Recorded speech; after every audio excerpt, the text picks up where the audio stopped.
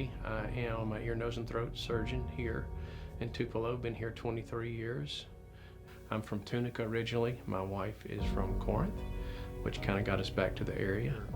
Well, I was from Tunica. I went to a small school. I liked sports and played basketball in college. That's what got me to Millsaps, where I went. And at the time, I thought I wanted to be a chemical engineer. I liked math and liked chemistry, and I did that. And I think it was about halfway through calculus-based physics that I realized, do I really see myself doing this the rest of my life? And talked to some people. I had become a Christian at that time and was involved with the Fellowship of Christian Athletes, and they said, well, you know, we don't know if that's your giftedness, but you seem to have some people gifts, people skills. So I took the MCAT. Just kind of, it felt like if I did well, then I should go, and if I did poorly, maybe I shouldn't go. And sometimes the way God works, I did fair, which didn't give me my answers, and I applied to med school. I got on the waiting list, but then eventually I got in, so that started me on my journey to medicine, and I was a single guy trying to, survive med school. Then I already knew my wife from college. We had gone to the same college, and then so when we kind of reconnected, as when I did my family medicine rotation, I did it where she's from, and we reconnected and kind of felt like we had always been friends, but we felt like that, there may be something more than just a friendship. And so, we talked about it and kind of agreed. And, my wife would say I was probably moving slower than I should have, but at the same time, ultimately we got married my last year of med school. And I chose otolaryngology, ear, nose, and throat, because they see adults, they see kids, they give medicine, they do surgery, they get people well, which I really like. I'm a result-oriented person, so if I can get somebody better, that helps me. We still manage a lot of things, but I really enjoy trying to fix things. And so I like the specialty, and it was a good fit for me. And I like the people who I'd met in it, and some of those people really encouraged me to do that. So we ended up training up at Vanderbilt in Nashville, and it was a 6-year at that time. And so we were there and had 3 kids while we were up there, and then came here and had a couple more, and then have since adopted a couple more. So I would say my point of no return first was when I became a Christian when I was sophomore in college. I had, like a lot of people, depended on maybe my athletic abilities, my brains to try to get through life, and that's what I had put my hope in. And some of those things that I put my hope in had disappointed me. That, I thought I was going to be a great college basketball player. I frankly was not. I was also thought that I was going to be an outstanding student, and I really had to work hard to get. And some of those things that I put my hope in, I just felt like they were kind of disappointing. That was my probably, saying, okay. It was a summer. I was working at a camp that was a Christian camp, and I consider myself a Christian, but I'd never really just had a complete surrender. And so at that time I did that. That was my lock the gate kind of thing, and say, okay, I'm not going back to who I used to be.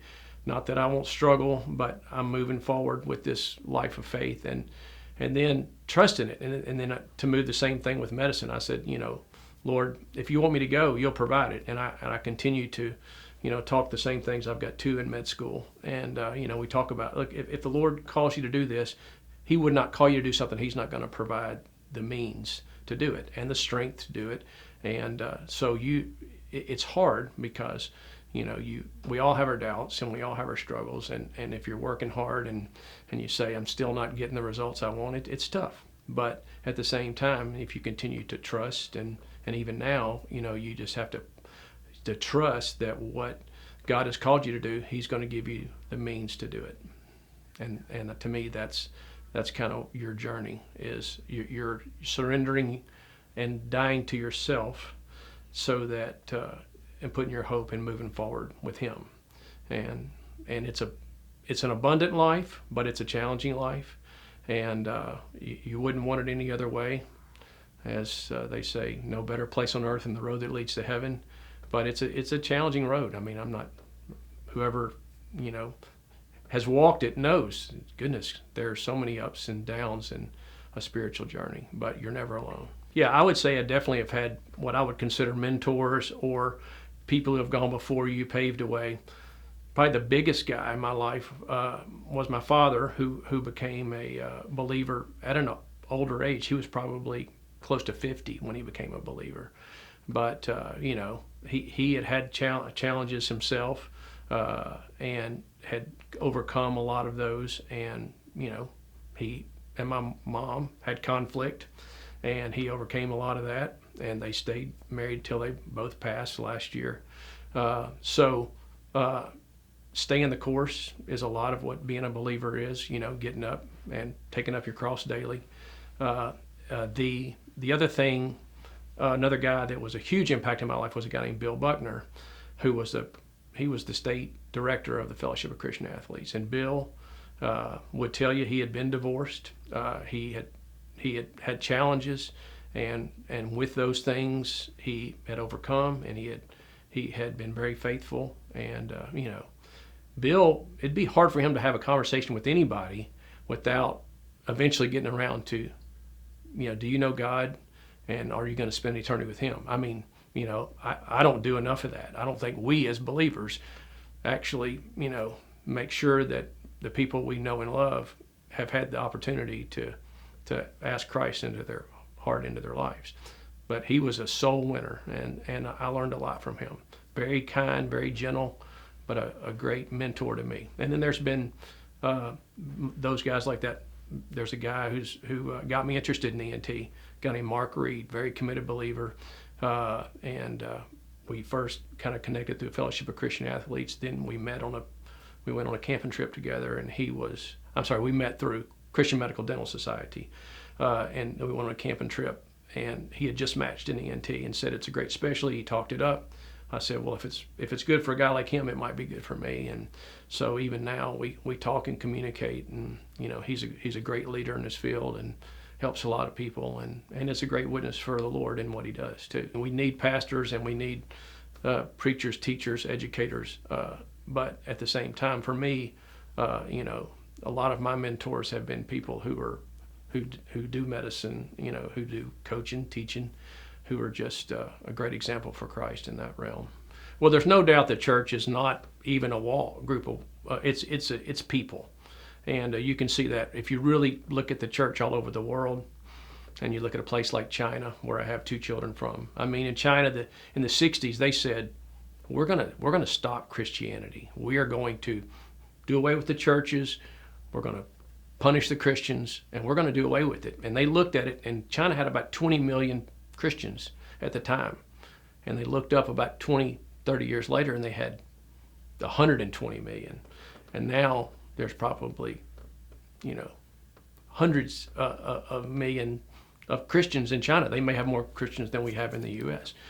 because, Christ doesn't exist in buildings. He does in people's hearts.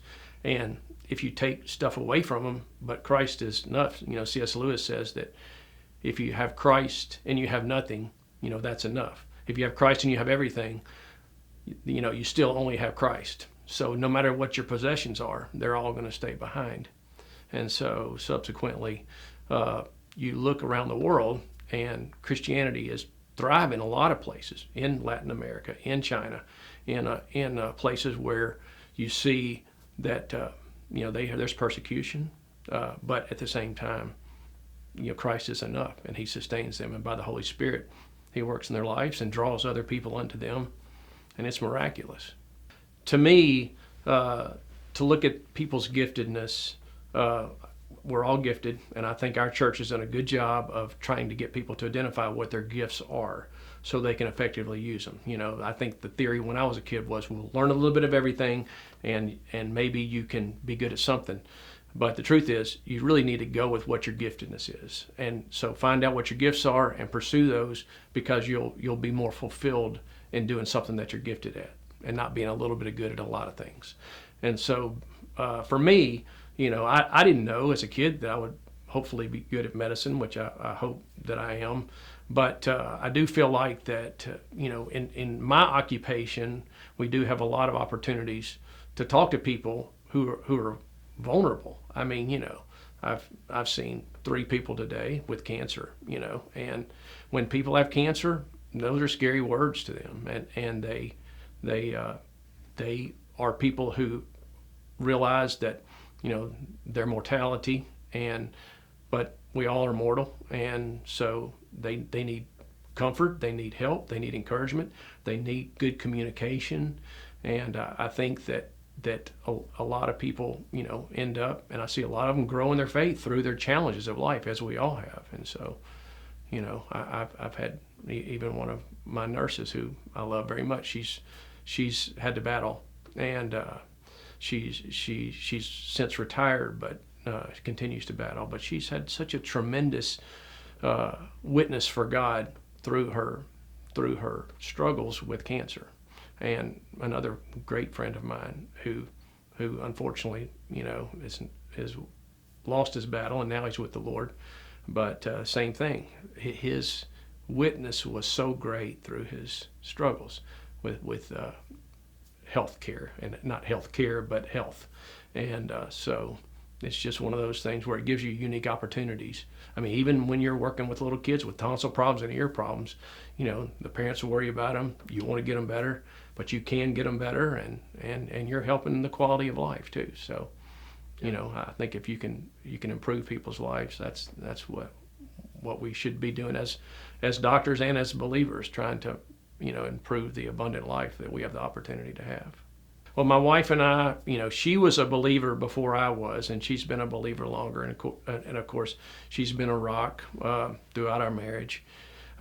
We always thought we wanted to have kids. We didn't probably plan on quite as many as we have, but it's been an unbelievable blessing. And so we had 5 biologic kids, all who were very blessed are walking with the Lord, and that's been a blessing. And then we had 5 kids in 8 years, so we kind of felt I kind of have to watch the budget of the family. So we thought, well, that's probably going to be a lot of the budget there. And then we did through 8 years. It was a great blessing. And then kids were growing up, and we through an organization called Rainbow Kids that deals in special needs children, we were able to identify first Sally, who was in China, and we went to get her. It was an unbelievable blessing and an unbelievable story, and she had some health issues, but she was able to get those fixed when she got back.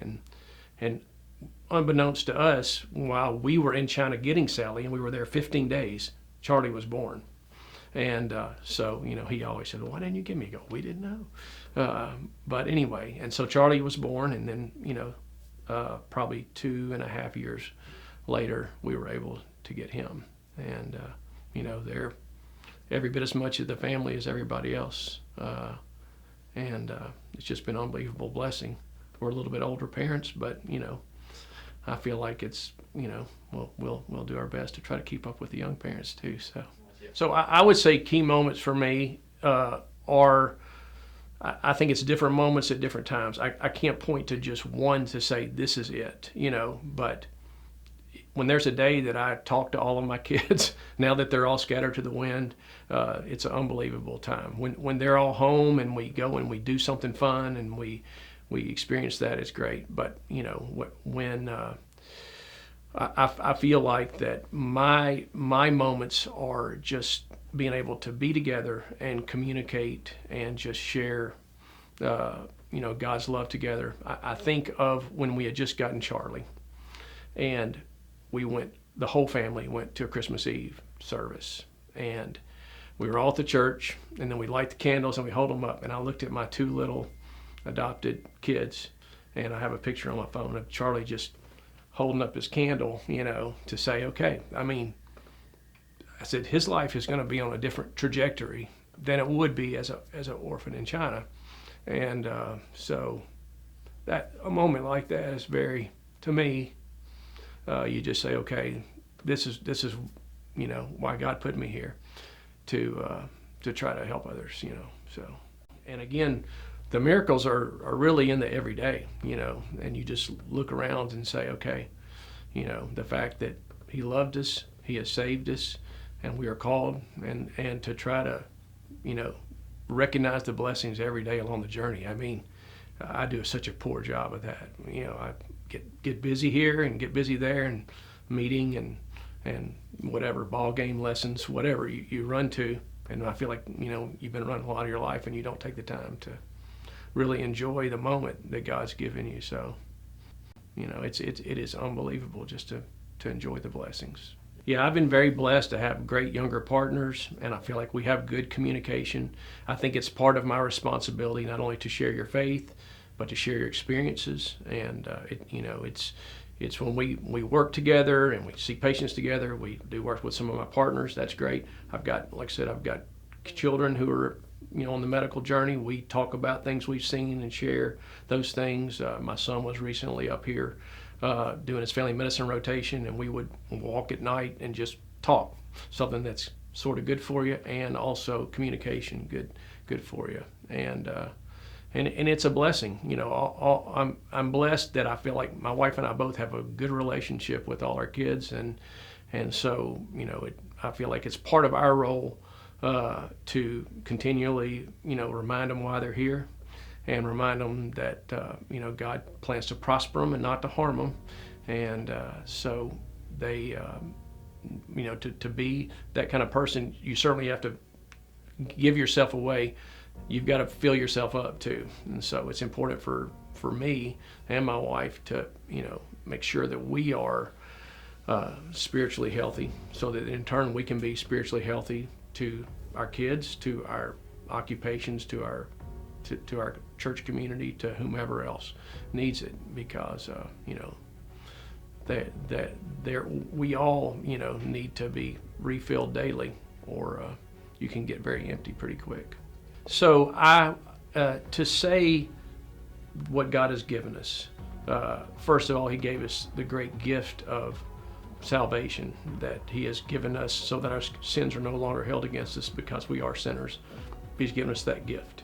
In turn, He also gifted us uniquely with certain abilities, and the better you know your abilities, the better you know the people who are around you abilities. It helps you assemble a team and say, this person can do that, that person probably doesn't need to do that. And so for me, I would say, to use the gifts God's given you, and whatever they are, because there is no small gift. And just as Paul talks about the eyes and the other parts of the body, you don't say that we don't need you, because we do need you. And so if I was going to say that I've learned anything, it's try to use the gifts that God's given you. Try to identify people who have gifts that you don't have, and put those people in your lives, because they need that. And then as far as the Christian journey, stay close to people who can help you stay close, stay accountable, because I've seen that's where Christian leaders and other people have fallen, is you don't have anybody speaking truth into your life. Everybody needs somebody who can tell them no, and you need to spend some time with those people pretty regularly, so that when you start to do the things that somebody should say no to, and that's what it is. It's your friend that sticks closer than a brother. Those are the people that you need in your life to continue to go this journey together. I tell you the truth, anyone who sneaks over the walls of the sheepfold rather than going through the gate must surely be a thief and a robber. But the one who enters through the gate is the shepherd of the sheep. The gatekeeper opens the gate for him, and the sheep recognize his voice and come to him. He calls his own sheep by his name and leads them out. After he has gathered his own flock, he walks ahead of them, and they follow him because they know his voice. They won't follow a stranger. They will run from him because they don't know his voice. Those who heard Jesus use this illustration didn't understand what he meant. So he explained to them, I tell you the truth, I am the gate for the sheep. All who came before me were thieves and robbers, but the true sheep did not listen to them. Yes, I am the gate. Those who come in through me will be saved. They will come and go freely and will find good pastures.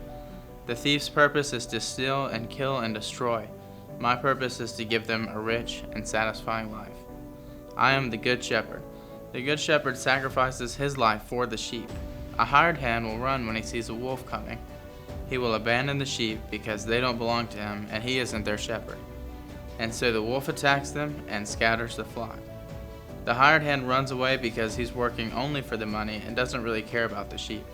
They will listen to my voice, and they will be one flock with one shepherd. The Father loves me because I sacrificed my life so I may take it back again. No one can take my life from me. I sacrifice it voluntarily. For I have the authority to lay it down when I want to and also take it up again. For this is what my Father has commanded. When he said these things, the people were again divided in their opinion about him. Some said, "He's demon-possessed and out of his mind. Why listen to a man like that?" Others said, "This doesn't sound like a man that's possessed by a demon. Can a demon open the eyes of the blind?" Growing up, when I was in high school, I went to a small United Methodist church in Tupelo. The people there were very lovely. They treated me very well. But because we were such a small church, whenever the adults went and did stuff, there was never anything for me or the one or two other people that were my age. And so unintentionally, it created this feeling of unimportance. As I was growing and I was having questions, I had nobody to turn to. I had nobody to ask those questions to because we were tossed off to the side when it came to those things. Created this sense of apathy, not only whenever I was at church, but whenever I would go back to high school and my grades in school, where my life was heading. The question that I would ask myself at the end of the day, every day, was, what's the point? That all started to change when we had a guest speaker who came to our church. He saw that there was a need that wasn't being met, and instead of going to a pastor to talk about it, instead of trying to figure out with the committee on how to address the need, he simply came to me after the service was over and said, "Do you want to go to lunch?" And over the course of conversation after conversation, over the course of a year, slowly that apathy began to fade away. For the first time in a while, I felt important, I felt heard, and I felt that I was taken care of. In the story that was read for us today, Jesus talks about the Good Shepherd. And he teaches us what it means to shepherd well. But it's not just a haphazard conversation. He's not just pulling this out of the air to talk about it. It's an intentional conversation that he's having. Because previously, in John 9, Jesus has healed this blind man. The blind man has gone and told everybody what Jesus has done for him. And the Pharisees catch wind of it and call the blind man to them. As they have a discussion with the once blind man, and as he talks about what Jesus has done for him, the Pharisees get more and more angry until their conversation ends with the Pharisees excommunicating the man and kicking him out of their synagogue. Jesus comes to meet with the man, and the Pharisees gather around to hear what Jesus has to say after this has happened. And so this story of the Good Shepherd is Jesus calling out the Pharisees for how they have cared for the people of God. It's him saying, "You have messed this up way beyond repair, so let me give you an example. Let me show you how it's done." And so in this story of the Good Shepherd, Jesus uses this metaphor that many of the Jews would have recognized at the time, that they would have been around at the time. He uses this idea of the shepherd with the sheep. In this metaphor, we are all the sheep. Today, that's a little bit of an insult to call someone a sheep. Back then, way more of an insult. Sheep, to put it bluntly, are really dumb animals. There's actually a news article from a few years back that talks about how in Turkey, a herd of about 450 sheep jumped off of a cliff because one sheep did it, and every sheep after that, they just continued to follow the one in front of them until they all were at the bottom of the cliff. Sheep are prone to wander. They leave their safety and their security, and they find themselves in a very dangerous place, surrounded by wolves and other animals that want to eat them and kill them. And that necessitates the need for a shepherd. For us, as much as we don't want to believe that we're sheep, the truth is that we are. We're prone to wander. When temptation rears its head, it's easy for us to follow that temptation without thinking anything else of it, until one moment we find ourselves at the edge of a cliff wondering how we got there in the first place. But as with the Good Shepherd, and as we see, the shepherd risks his life to come and bring the sheep back to the fold. And so as Jesus is talking about the Good Shepherd, the first characteristic that he gives of how a shepherd is meant to act is he says that the shepherd has a relationship with the sheep. In the passage that was read, it says that he knows his sheep by name. The shepherd knows when some of the sheep are a little bit older, when they take a little bit longer to get up and to go and to graze and do all of that other stuff. He knows when the sheep are younger, when they have a spry in their step, when they bound and leap to get to their destination, and the same is true of us. In Psalms, it says that God wove us together in our mother's wombs. He knows our weaknesses. He knows our strengths. He knows the moments in life where we've succeeded, but he also knows the moments that we failed. He knows the moments where we're stressed about our jobs, about our families, where we feel as if life is crushing us, and he knows when we need rest. But he also knows the moments where we've been coasting by, where we've been doing what we've always done and need to be challenged and pushed so that we can go further than we have before. Jesus knows us by our name. We're not just a number to him. We're not just a job. It's not just about the product that the sheep produce for the shepherd, but the sheep themselves have inherent value and worth. And the good shepherd, the true shepherd, recognizes the inherent value and worth in the people that they see around them. And it says that even as Jesus is with the flock, he doesn't expect the flock to go in front of him. He doesn't expect the sheep to lead the way, but Jesus stands in front of the flock and leads them by example. Even as we continue to learn about what it means to shepherd, we don't have to try to fumble around in the dark to figure out how to do it and how to do it well. Because Jesus walks ahead of us and shows us what it means to shepherd. The Pharisees sit in and listen to this little bit of the illustration, and they don't know what Jesus is talking about. So Jesus changes up the metaphor a little bit. Instead of him just being the shepherd, he now says that he is the gate that the sheep come through. That gate is this image, especially for people who lived in those times, it was this image of safety and security. If you lived in a city that was walled and gated, you had it made because you knew when night came, when the dangers would come from the outside world, you were safe inside of that pen. And so shepherds don't only care for their sheep, they don't just have a desire to nurture their sheep, but they protect and they guide their sheep. Jesus, calling out the Pharisees again, says that there will be thieves who come to seek to steal, to kill, and destroy, that they'll try to come in through the pen, and the gate is what protects the sheep from that. Again, Jesus is talking about the Pharisees when he talks about these thieves, because they have put on burdens on these people that God had never intended. They have distracted them from the purpose that God has had for their life. But the good shepherd comes to lead them, to guide them to a rich and satisfying life. He doesn't want to take from the sheep, but he wants to give them life and life abundantly. And Jesus even extends this metaphor and refers to the Pharisees as hired hands. And he says that in the moments where danger arises, when dangerous animals come, the hired hands who see the sheep just as a job, just as a number, no more, no less, when it comes down to it, they'll run away. Because to them, their own life is more important than the sheep that they watch. But to the good shepherd, when the dangerous animals come, the good shepherd runs in front of the flock, between the dangerous animal and the flock, to keep them safe, to protect them, to make sure that they don't come to any harm. When the sheep run towards the cliff, the shepherd runs faster than the flock so that he can get in front of them to stop them from running off of the cliff. The good shepherd lays down his life for his flock. And this culminates to what Jesus says towards the end of the passage. And it's the third characteristic that we have of what a good shepherd does, and it is a sacrifice. Good shepherds are sacrificial by nature. And in Jesus' case, it culminates later on in each of the Gospels where Jesus will go and die on a cross. He says that as Jesus is talking about what it means to shepherd, what it means to sacrifice, he says that he lays down his life voluntarily. God hasn't forced his hand. It's not as if he signed this contract that these are the agreements that he has said that he will do, but he lays down his life voluntarily so that the sheep will have a life that is rich and satisfying, that they will have a life that is lived to the fullest,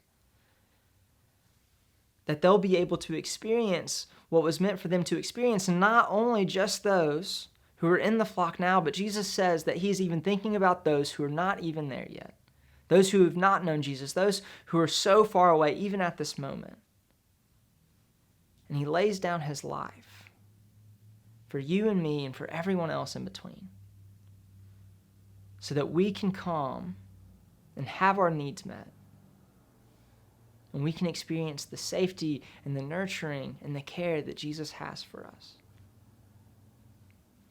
And so as we've talked about with APEST is this incredible way for us to grow the gifts and see the areas that we need to grow in. And so the question becomes, if we want to learn how to shepherd and how to shepherd well, how do we do that? Well, first off, we need to be a people who practice hospitality.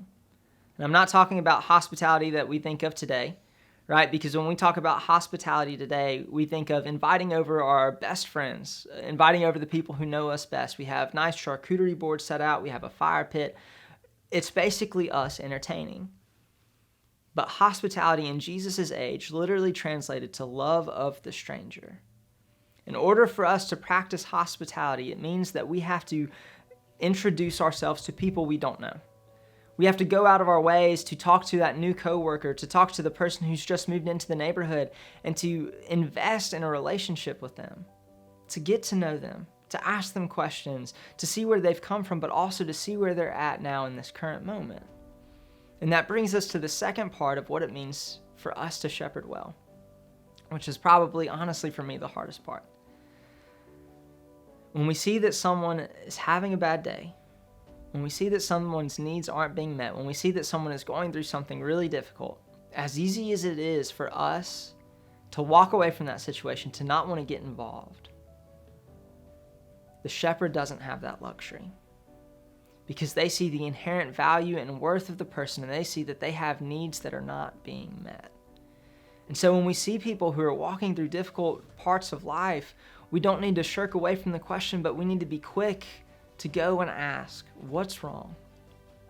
What's going on? Are there needs that you have that aren't being met? How can I help you through this difficult time? And it's not easy. By nature, it's going to require sacrifice by us, whether it's a sacrifice of our time, a sacrifice of our money, a sacrifice of many different things. But the Good Shepherd cares so deeply for the sheep and desires to see their needs met. When we learn how to shepherd well, when we sacrifice, we point to a God who sacrificed everything the moment that he got up on the cross so that our needs could be addressed. When we sacrifice, we point to the Good Shepherd who cares for us far greater than we could ever imagine.